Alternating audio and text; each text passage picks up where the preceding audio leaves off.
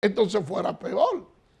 De manera pues que no podemos satanizar esa reforma policial y la verdad que las autoridades saben que tienen un reto por delante, que tienen que ir trabajando y que eso es algo que mejora a futuro.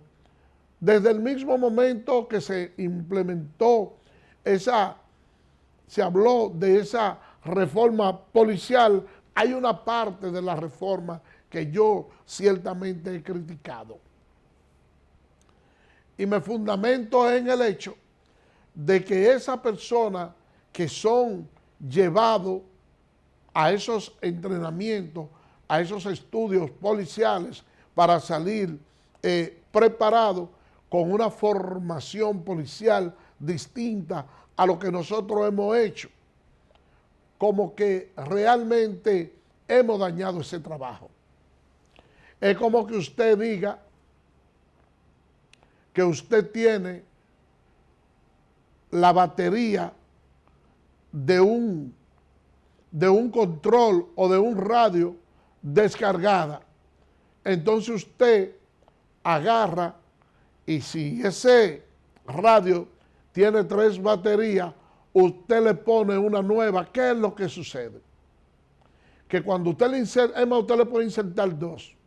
Cuando usted le inserte 2, entonces ese aparato de manera automática se va a autorregular y esa batería que usted le dejó, que estaba floja, media descargada, lo que va a hacer es que le va a degradar inmediatamente las otras para tener el mismo nivel y poder autorregularse. Entonces, ¿qué era lo que yo más o menos planteaba desde aquí con la reforma policial? Bueno, que yo esperaba que se iba a hacer un estudio, se iba a determinar en qué lugares era que realmente había la mayor cantidad de delincuentes y dónde debía empezar a funcionar esa policía entrenada. Por ejemplo, ¿dónde es el punto donde hay una mayor delincuencia? En el Gran Santo Domingo. Ok, vamos a iniciar la reforma policial y vamos a integrar los policías del Gran Santo Domingo y no vamos a olvidar del resto del país. Ya tenemos entrenada esa policía que está modernizada, le hacemos un cambio de uniforme, le damos un mayor incentivo y eso lo obliga mentalmente a ellos a actuar de una manera más profesional y distinta a los demás por ser el modelo. Ahora bien, ¿qué resulta? Que después que usted tomó esa policía y la adecuó, entonces usted continúa por Santiago y así sucesivamente, igual que como hace meteorología cuando entiende que hay peligro en momentos de lluvia o de inundación, que le pone usted un mapa verde, le pone un rojo y un amarillo. Y de esa manera así, usted puede ir corrigiendo y cuando viene a ver en el país entero, ya tenemos una policía modernizada, pero cuando usted agarra un muchacho de esto, que sale de la escuela con una teoría y una mentalidad de ser un buen agente, de ser educado, entonces usted lo lleva a un destacamento donde hay un coronel, un mayor, un corrupto, que le toma dinero al narcotráfico, que le toma dinero a los delincuentes, y usted coge y mete a ese muchacho y le da una orden, mire, reciba esto, y ese muchacho, alguien trata de sobornarlo y dice, no, yo no acepto soborno, porque tiene una formación distinta, y llega al destacamento, y no bien ha llegado con el recluso, cuando ya ese policía mañoso que se quedó ahí viene y toma el dinero. ¿Cuál es el mensaje que le está llevando ese agente policial? Y es por eso que yo digo que no debieron juntarse aquellas personas que son expertos en la fabricación de vino, y la propia Biblia lo dice, que no se puede echar vino nuevo en una odre vieja. ¿Por qué? Ustedes saben que el vino, cuando usted lo vacía en la odre, que es un recipiente de cuero, ese vino nuevo experimenta una metamorfosis, un desarrollo y se expande. Entonces, esa odre se expande también y llega a su máxima expresión. ¿Y qué sucede? Que lógicamente, cuando usted vuelve a revertir vino en esa misma odre, el nuevo experimenta el mismo proceso de crecimiento, pero ya esa odre que está resentida se explota. Y de ahí es que la Biblia dice, el libro de la sabiduría, que no se debe echar vino nuevo en odre vieja. Y eso se ha estado haciendo con la reforma policial, que se han traído muchachos nuevos con una formación distinta, pero han sido encasillados para ser dirigidos por personas que no están acorde con el nivel de desarrollo, y lógicamente eso ha parido que se vea esa reforma policial como si se tratara de algo obsoleto y que no va a rendir los frutos. Pero nosotros no debemos desmayar, lo que debemos es seguir trabajando. Y casos como el que ocurrió con José Francisco Herame Moreta deben de servir de ejemplo para no ser replicados.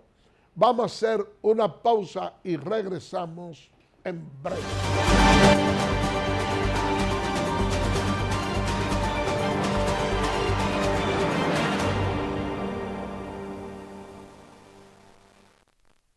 Y ahora el bateador se prepara con 2 outs.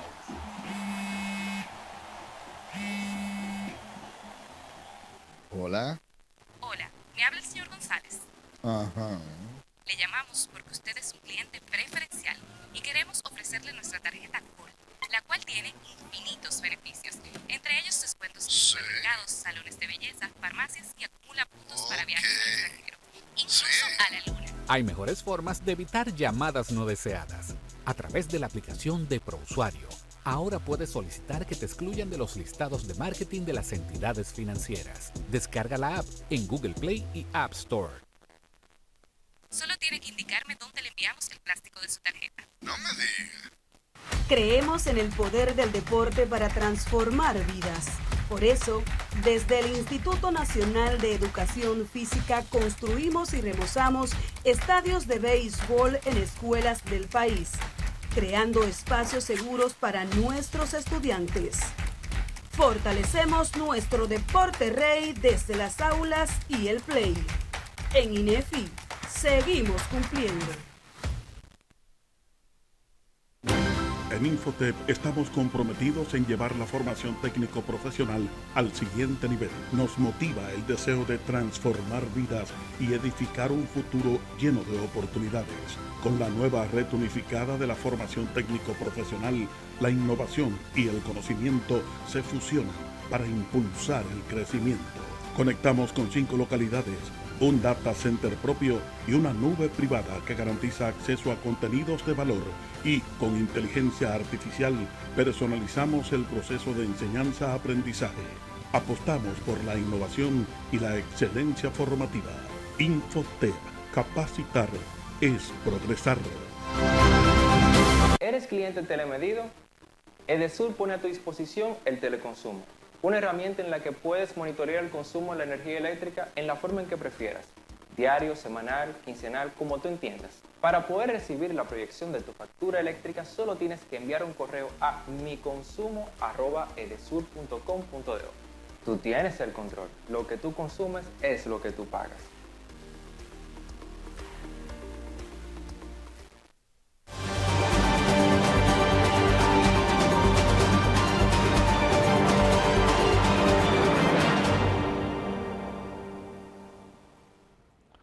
Gracias por permanecer con nosotros. Miren, el ministro de Trabajo, Eddie Olivares, ha subrayado que si el Código Laboral no es modificado en esta legislatura, es una responsabilidad del Congreso, de manera especial de la Cámara de Diputados, y le hace un llamado a los legisladores para que se ejerza una política seria que no esté fundamentada en el populismo. Señores, miren,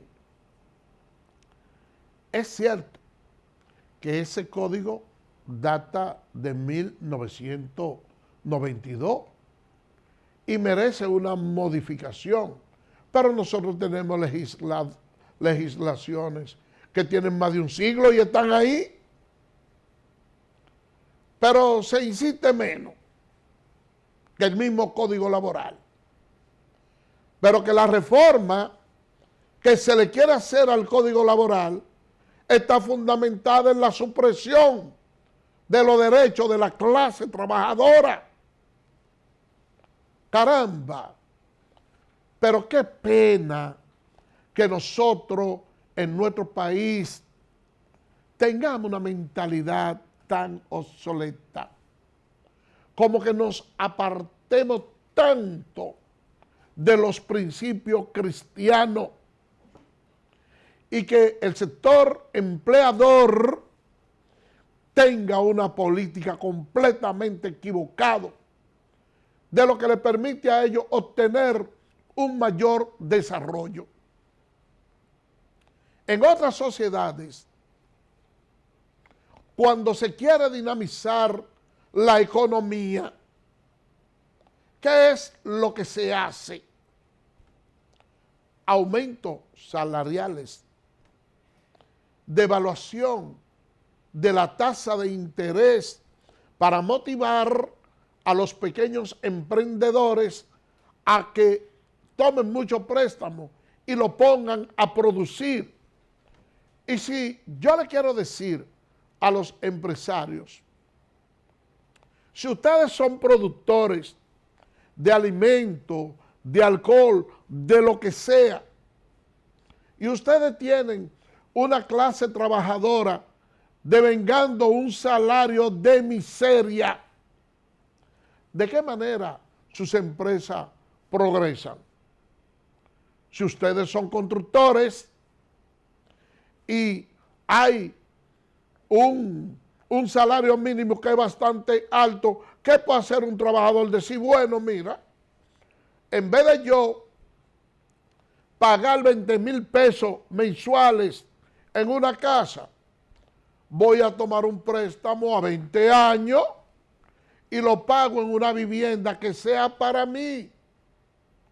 Si me veo en una situación de aprieto, lejos de que me vayan a hacer una demanda por desalojo y me vayan a tirar a la calle, entonces yo vendo el traspaso de mi vivienda. Y el dinero que yo di va a ganar plusvalía, porque el inmueble cada día va a tener un valor mayor. Y yo salgo ganancioso. Pero no, los empresarios dominicanos no tienen esa mentalidad. La mentalidad de ellos está en quererse ganar todo el dinero en desmedro de una clase trabajadora, de una clase pobre,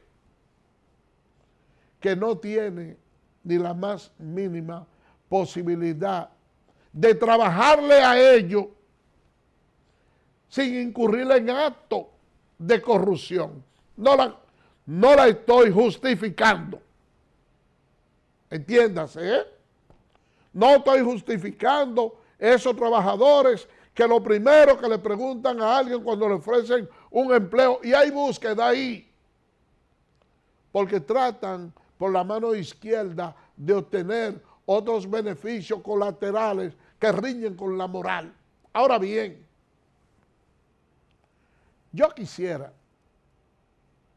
que a mí alguien me diga cómo puede en este país una persona mantener a su familia devengando un salario de 15,000. Miren, Es más, de 30,000. Y la canasta familiar está en unos 40, y yo, está como en 40,000. Y yo le digo, ok, 30,000, que es un salario que algunas personas que no tienen destreza ni tecnicismo en algunos trabajos pudieran verlo como algo aceptable. Y yo le digo, conforme a lo que es la escala sociológica y económica del comportamiento, la persona aplica más o menos para pagar de vivienda un equivalente al 33% de su salario. Esos son los parámetros que se utilizan básicamente para uno rentarle una vivienda a una persona. Ok, usted gana 30, usted paga 10. A usted le quedan 20,000 pesos. De esos 20,000 pesos que le quedan a usted, ¿cuánto usted tiene que invertir diario para usted mantenerse usted y la familia, comida, desayuno y cena? Pagar colegio. O olvídese de colegio. Para usted mantenerse. Para usted pagar transporte. No hay forma. Por más que usted quiera estericar el dinero, no hay forma de que eso le dé. Y cuando un ser humano se ve con ciertos niveles de acorralamiento, entonces muchas veces esa mente se trastorna y uno ve que aquí en nuestro país tenemos una corrupción y tenemos una cultura del engaño que está dentro de los tuétanos de la mentalidad. Eso no es nada más la clase política, no. Aquí la mayoría de la gente le gusta engañar a los demás. Los políticos lo ponen a trabajar, luego se olvidan de ustedes y nada más lo utilizan cuando hay campaña para que usted vaya y le dé el voto.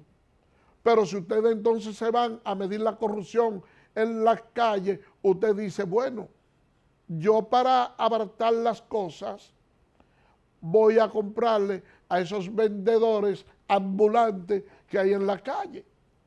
Porque muchos de ellos se apuestan por los frentes de los supermercados que tienen mucha afluencia.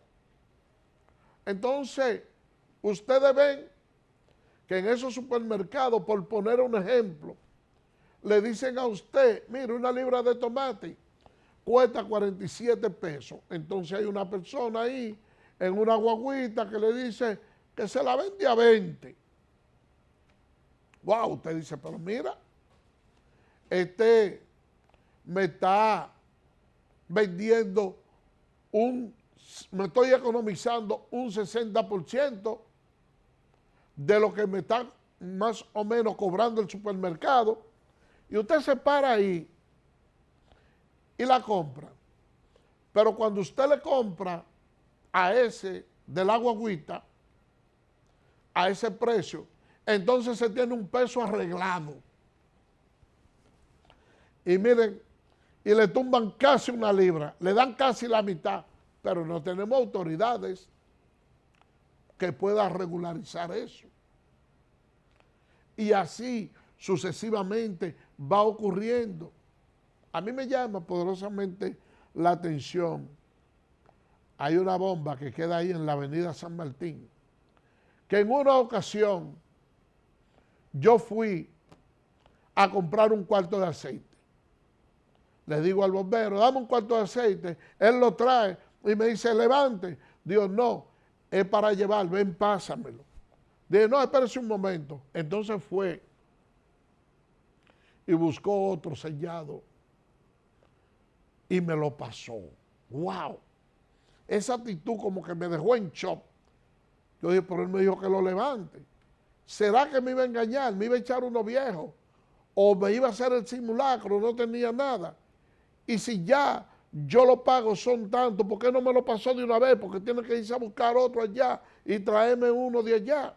O sea, ay, señores, miren, como esa cultura de engaño. Entonces, Los empleadores lo que quieren es la eliminación de la cesantía en la modificación del Código Laboral. Y por esas cuestiones no se ha podido consensuar, porque se hace una reunión tripartita donde el sector empresarial tiene su representación, los trabajadores por la clase, por la clase sindical, y el Estado, que funge como un mediador entre las partes. Pero ya se ha consensuado varias veces y se habló que el tema de la cesantía no está en juego. Pero esa es una candela que la vive atizando el sector empleador, y cada vez que se toma el tema nos olvidamos de otro tipo de reforma, y eso, que la clase sindical le ha puesto ese caramelo de la cesantía para ir golpeando con otro derecho a los trabajadores, y ellos se están chupando ese caramelo, y la verdad es que los empleadores han tenido mucha conquista y que ciertamente ese Código Laboral necesita una revisión, pero que se haga una revisión seria, sobre todo que se tome muy en cuenta lo que es el trabajo a distancia,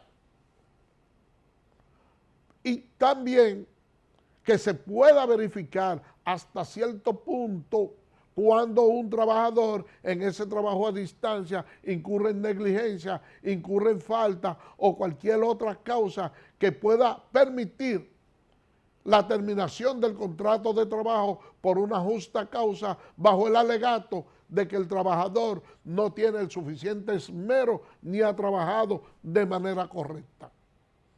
Y yo le pongo un ejemplo. Y si yo estoy trabajando desde mi casa a distancia y ocurre un fenómeno que se está dando muy frecuente en Santo Domingo Este, que ha tenido un paquete de personas que se ha mudado en la mayoría de esos sectores, y esos transformadores tienen sobrecarga y muchos de ellos terminan explotados y no hay luz. No por una causa imputable a mí, yo estoy dejando de trabajar, es que no hay servicio eléctrico, pero la empresa demanda un trabajo uniforme, que de yo no realizarlo desde mi casa afectó la operatividad de otra persona que también dependen de mí, y por vía de consecuencia hay una paralización laboral. Es muy difícil desde la distancia, y sobre todo cuando se trata de una avería local, usted poder determinar si hubo negligencia o no del trabajador, pero no se está cumpliendo la meta. Y eso le da facultad al empleador por falta de esmero para ponerle término al contrato de trabajo. Pero el hecho de que yo esté trabajando desde mi casa no le da facultad al empleador para decir, bueno, pero como es desde tu casa, tú puedes trabajarme más. No. Hay que respetar el horario de las 8 horas. Y vamos a ver, entonces, el uso del aparato que se va a utilizar para hacer ese trabajo a distancia. ¿De quién es la computadora? ¿La que yo compro con mi dinero o con la empresa, o de la empresa? Pues si yo estoy utilizando la computadora de la empresa, el empleador también tiene derecho a restringir que cualquier información o cualquier cosa que se vaya a hacer en ese computador que no sea exclusivamente de la empresa, yo incurro también en falta. Si es la mía y cuando se daña, ¿quién repone la pieza? El pago de la energía eléctrica. Y hay una serie de factores, señores, que muchas veces la gente ve eso como algo sencillo, pero que tienen una importancia capital. Pero hay muchas de esas cosas que posiblemente se le debió dar una mayor estética y sin embargo el sector empleador ha ido avanzando y teniendo el tema de la cesantía como un elemento de distracción para esclavizar otras conquistas, otros derechos que le están siendo arrebatados a los trabajadores y que por estar atentos al tema de la cesantía no han sabido defenderse de una manera más profunda. Vamos a una pausa y regresamos en breve.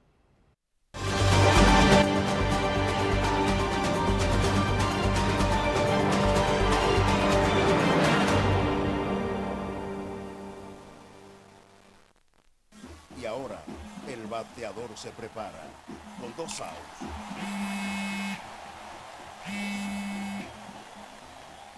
Hola. Hola, me habla el señor González. Ajá. Le llamamos porque usted es un cliente preferencial y queremos ofrecerle nuestra tarjeta COL, la cual tiene infinitos beneficios, entre ellos descuentos en supermercados, salones de belleza, farmacias y acumula puntos para viajes al extranjero, incluso a la luna. Hay mejores formas de evitar llamadas no deseadas. A través de la aplicación de ProUsuario, ahora puedes solicitar que te excluyan de los listados de marketing de las entidades financieras. Descarga la app en Google Play y App Store. Solo tiene que indicarme dónde le enviamos el plástico de su tarjeta. No me digas. Creemos en el poder del deporte para transformar vidas. Por eso, desde el Instituto Nacional de Educación Física construimos y remozamos estadios de béisbol en escuelas del país, creando espacios seguros para nuestros estudiantes. Fortalecemos nuestro deporte rey desde las aulas y el play. En INEFI, seguimos cumpliendo. En Infotep estamos comprometidos en llevar la formación técnico-profesional al siguiente nivel. Nos motiva el deseo de transformar vidas y edificar un futuro lleno de oportunidades. Con la nueva red unificada de la formación técnico-profesional, la innovación y el conocimiento se fusionan para impulsar el crecimiento. Conectamos con 5 localidades, un data center propio y una nube privada que garantiza acceso a contenidos de valor y con inteligencia artificial personalizamos el proceso de enseñanza-aprendizaje. Apostamos por la innovación y la excelencia formativa. Infotep, capacitar es progresar. ¿Eres cliente telemedido?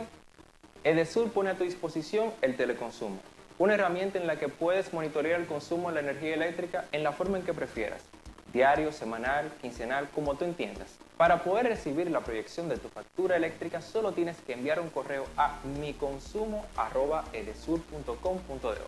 Tú tienes el control. Lo que tú consumes es lo que tú pagas.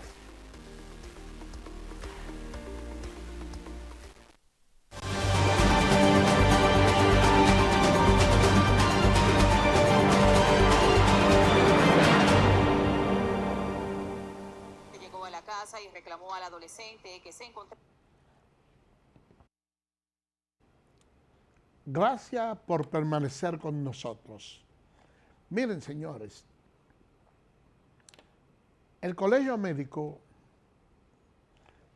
hizo una huelga en protesta por el apresamiento de un médico maxilofacial y su ayudante, que era su hermano, consistente en prisión. Algunas personas han entendido que de parte del Ministerio Público probablemente hubo cierto exceso y consideraron que de una forma u otra pudo haberse conocido la medida de coerción, el juicio, con el galeno y su ayudante en libertad. Y ese es un tema que es un arma de doble filo, porque uno debe de entender que una persona profesional de la medicina que tiene una clínica en un lugar determinado, que no representa un peligro de fuga y que sabe y que uno sabe que va a estar ahí, no se va a sustraer del proceso, como que realmente una medida de coerción con ello apresado pudiera verse como un exceso, porque dentro de las aplicaciones del código, la prisión juega o está en el último eslabón. Pero mucho ojo con eso, señores. Hay que tener cuidado. Yo felicito a la clase médica porque si yo soy presidente de un gremio, yo debo luchar por mi gremio. Pero también debo de hacerlo en todos los sentidos. Nada más no es promoviendo una huelga si yo veo que me apresan uno de mis miembros. Yo también debo de propugnar y luchar a capa caída porque los miembros del sindicato que yo presento tengan una licencia para trabajar. Porque si hay alguien que no le conviene la usurpación de funciones, es a un médico que se haya graduado y que sepa lo que está haciendo, porque cuando se mete un ayudante o una persona a usurpar esa función, ¿a quién es que le hace daño? Es a la propia clase médica. Entonces, son los profesionales los que debemos de cuidar, que no entren personas intrusas a usurpar nuestras funciones y hacer actuaciones que son de exclusividad nuestra, con conocimientos empíricos que pongan en peligro la vida de la ciudadanía. Y yo le digo esto porque la clase médica en nuestro país ha sido una clase respetada, una clase que tiene un prestigio muy bien ganado, sobre todo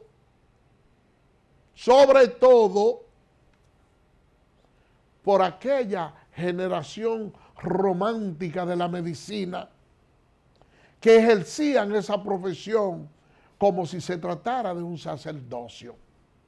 Pero ahora no solo en la clase médica, sino entre la mayoría de los profesionales ha subido una camada de profesionales en este tiempo que lo único que le interesa es el dinero.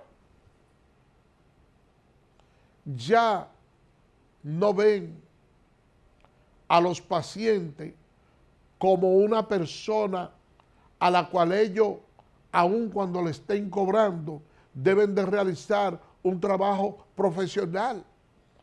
Ahora los pacientes lo están viendo como cliente. Y lo único que se pretende es sacarle dinero a como dé lugar. A mí me resultó muy asqueante yo ver un profesional de la medicina, un neurocirujano, que ofreció hacerle una operación a una sobrina de mi cuñada. Pero él sabía que si le hacía esa operación, la niña no iba a sobrevivir, se iba a quedar.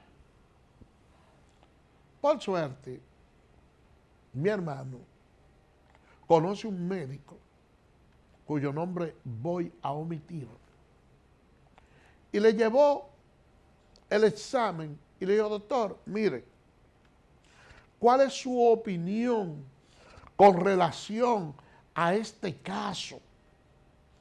Que hay un doctor que dice que él la puede curar con una operación, y él nada más se puso la mano en la cabeza. Dijo: caramba, tanto que yo aconsejo a ese muchacho, que lo único que quiere buscar es dinero. No, fulano, que no la haga, que no se la hagan, porque esa niña no la va a resistir. Entonces uno dice, caramba, qué pena que las cosas sean así. Miren, yo le puedo hablar por experiencia propia, por una persona que una vez estaba en el Padre Villini interno, con un problema, se me escapa el nombre, de esta enfermedad que produce los orines de los animales, las ratas. Y ustedes saben que nos dijeron leptospirosis. Y allá en el Padre Villini dieron, mira, nosotros lo tenemos aquí, pero realmente no tenemos esto como especialidad, ni debe permanecer aquí, pero ya nosotros hablamos en el Moscoso Puello, vayan, que se lo van a recibir allá. Y la familia de ese paciente arrancó para el Moscoso Puello. Y cuando llegan al Moscoso Puello con el enfermo en una situación difícil, allá le dicen, no, aquí no ha llamado nadie, ni nosotros tampoco tenemos cama donde llevarlo. Entonces, señores, ustedes saben lo que sucedió. Que los familiares fueron a una clínica y allá le dijeron, para recibirlo, ustedes tienen que depositar tanto y no había. Entonces, esos familiares recurrieron al Morgan, que era un hospital donde trabajaba ese señor, y aunque no había cama, como lo conocían, eran empleados de allá, lo pusieron en una camilla interinamente, le dieron el tratamiento y milagrosamente esa persona sobrevivió. Ahí me han dado una información de un joven llamado Ellison Guerrero, que fue llevado al hospital Nuestra Señora de Regla. Luego de haber tenido un accidente, él conducía un motor con otro motorista y recibió golpes en la cabeza. Entonces, ese joven, por los golpes recibidos, se encontraba en unos niveles posiblemente de agitamiento y alteración muy grande, que no fue bien interpretado por los médicos que le estaban dando la asistencia, y lo que decían, no, como que él estaba violento. Y según narran sus familiares, ese joven murió por falta de asistencia médica. Vamos a escuchar lo que dicen los familiares. Chocaron con otras 2 personas, en otro motor también. Inmediatamente ellos fueron socorridos por unas personas que venían bajando de la montería, que lo conocieron, y los dejaron en el hospital. Ahí tengo prueba de cómo mi hermano lo dejaron en el hospital, en una camilla. Ponme la foto de la camilla, donde él lo dejaron en la camilla. Y tengo testigo de que cuando llevaron a mi hermano, que lo dejaron en la camilla, no lo atendieron. Ya la doctora que estaba de turnos era notificada de que él había sido accidentado, no lo atendieron. La persona que tengo de testigo me dice que a las 2 de la mañana a él no lo habían medicado, a él no lo habían atendido, y que él andaba caminando por los pasillos, que estaba como aturdido, parece que del mismo accidente. Rodríguez explicó que mientras permanecía en el hospital, el estado de Guerrero empeoró y que cuando intentaron suministrarle medicamentos... Entonces, señores, miren ahí.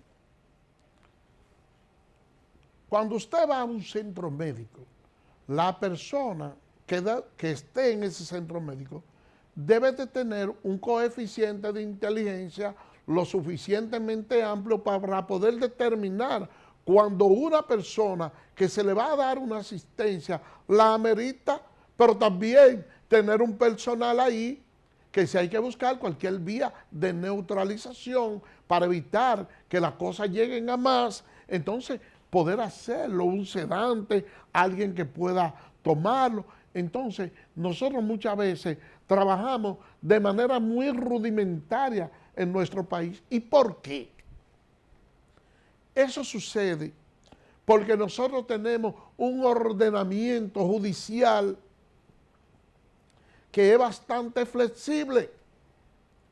Cuando nosotros en nuestra sociedad podamos separar la paja del trigo y decir, en este caso, hubo una negligencia médica, fue en un hospital, bueno, porque haya responsabilidad penal y civil, no solo para el médico, sino para el propio Estado, y que la familia pueda demandar como lo hacen en otros países, entonces sí, ustedes verán que las cosas van a funcionar. De esa manera se avanza en un país. Pero mientras las cosas ocurran así, y ustedes pueden estar plenamente seguros, que si se tratara de una familia connotada y de una familia muy pudiente en este país, eso no sucede. En primer lugar, van para un buen centro médico y le van a dar la atención. ¿O es que acaso ustedes creen que esa muerte que se produjo del joven Darling Mercado Reyes se iba a producir en un ensanche donde haya personas pudientes que va a venir un cabo que dame sus papeles, mire, y una pistola y que venga y que esto? No.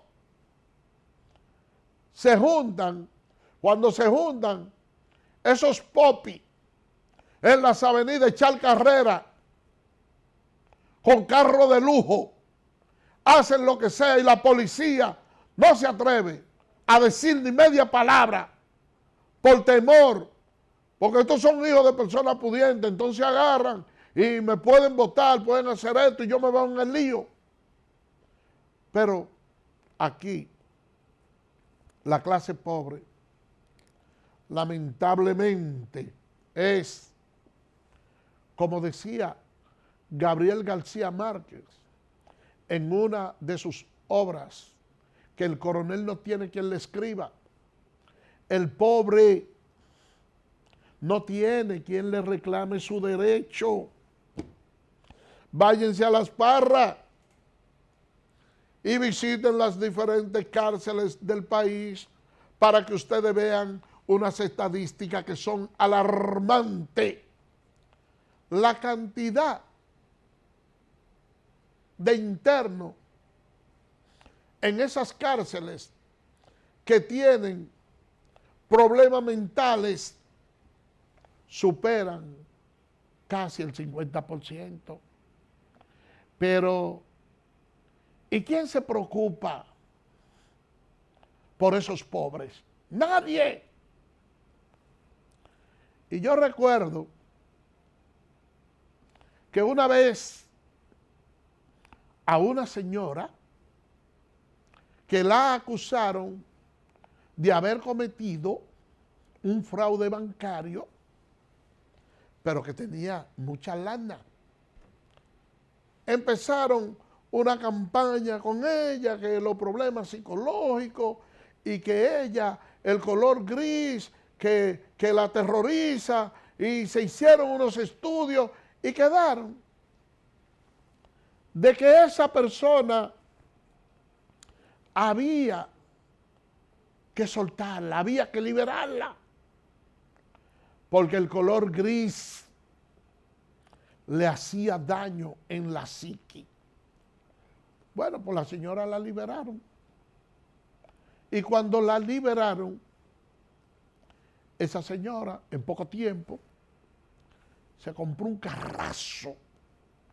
¿De qué color? Gris. Oigan bien.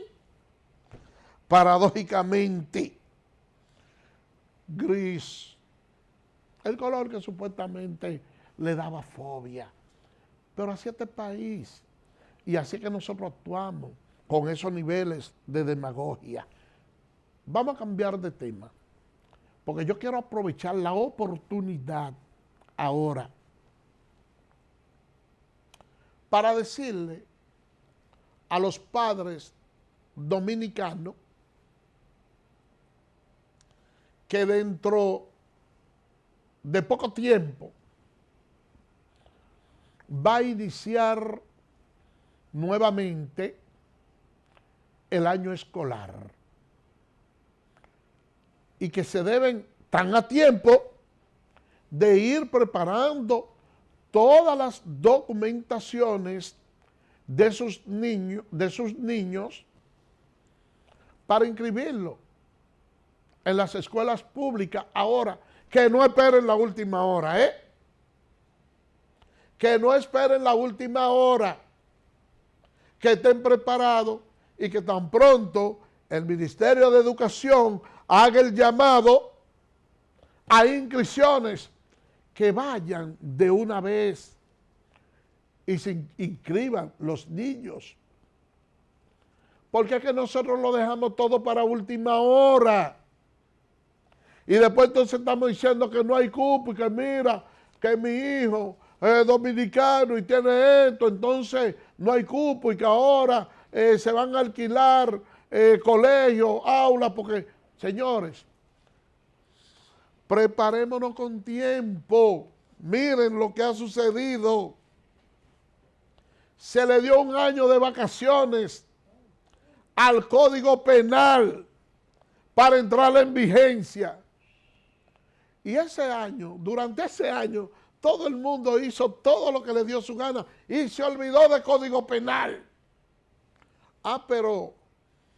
Que el Código Penal entra en vigencia a partir del día 3 de agosto o el 6 de agosto. Bueno, pues ahora mismo han aparecido una serie de jurisconsultos diciendo todas las debilidades que tiene el código y se han juntado en un hecho, yo diría casi sin precedente, la oposición y el oficialismo para ponerse de acuerdo para hacerle algunas enmiendas al código y posiblemente se espera que puede tener un aplazamiento de alrededor de unos 6 meses. De manera oficial eso no se ha dicho, pero ustedes pueden decir que ese aplazamiento viene por ahí. Y eso se ha hecho a última hora y es probable que si vuelven y se reúnen esos partidos de la oposición, ahí Alfredo Pacheco y todo eso, y anuncian, miren, le vamos a dar 6 meses de vacaciones más al código para llevar una ley justa, para llevar un código que esté a la altura de las circunstancias, del cual no podamos sentir orgullosos. Ustedes saben qué sucede. Oigan lo que le estoy diciendo aquí. Miren esta copa de agua. Yo no necesito esa copa de cristal para decirle a ustedes lo que va a pasar.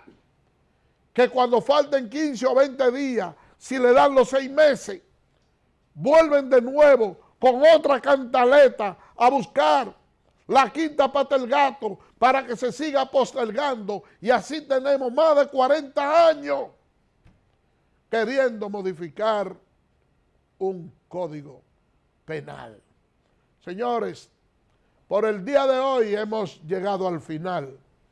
Será mañana, Dios mediante, cuando estaremos con otra entrega más de su espacio Yo Te Escucho. Así que, bye bye.